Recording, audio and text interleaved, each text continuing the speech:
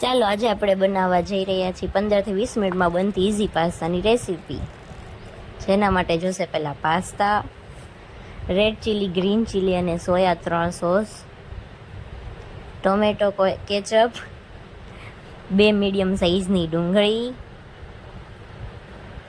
3 medium સાઇઝના ટમેટા, 2 medium સાઇઝના મરચાં, લાલ મસાલો, હળદર, મીઠું, ચીલી ફ્લેક્સ અને પાસ્તાનો મસાલો. ત્યારબાદ તેને આપણે કાપી લઈશું. હવે ગેસ ઓન કરી દઈશું અને તેના પર પાસ્તાનું પાણી ચડાવી દઈશું. ત્યારબાદ તેમાં 1 પાવડા જેવું તેલ એડ કરીશું. સ્વાદ અનુસાર મીઠું એડ કરી દઈશું. ત્યારબાદ તેમાં પાસ્તા એડ કરીશું અને બીજી બાજુ પાસ્તાનો વઘાર કરી નાખીશું. તેના માટે ગેસ ઓન કરો. 2 પાવડા જેવું તેલ નાખવાનું.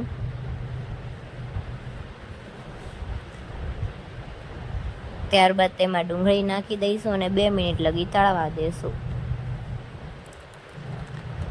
ત્યારબાદ તેમાં મરચું અને ટમેટો નાખી દઈશું અને 2 થી 3 મિનિટ લગી તળાવવા દઈશું. અને ઓલી સાઈડ પાસ્તા ચેક કરી લઈશું બફાણા છે કે નહીં એમ. ત્યારબાદ ગેસને સ્લો કરી દઈશું. એમાં લગભગ 3 ચમચી જેવો રેડ ચીલી સોસ એડ કરીશું. ત્યારબાદ એમાં 3 ચમચી જેવો ગ્રીન ચીલી સોસ એડ કરીશું. ત્યારબાદ તેમાં અડધી ચમચી જેવો સોયા સોસ એડ કરીશું.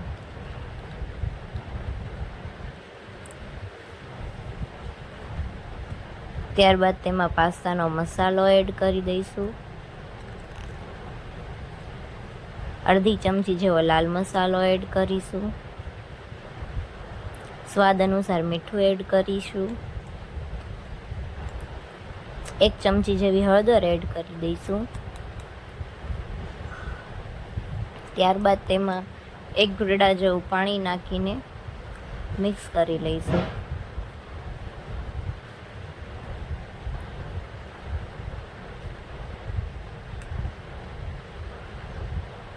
ત્યારબાદ તેમાં આપણી પાસે પડેલી 1 મેગી બાફી છે એ અને બાફેલા પાસ્તા એડ કરી દઈશું. ત્યારબાદ તેને ખૂબ સરસ રીતે હલાવી લઈશું અને ટોમેટો કેચઅપ એડ કરી દઈશું. અને આપણા 15 થી 20 મિનિટમાં ઇઝી પાસ્તાની રેસીપી તૈયાર છે. ખૂબ જ ટેસ્ટી બને છે આ રીતે પાસ્તા. અને આ લ્યો આપણા પાસ્તા રેડી છે. હા.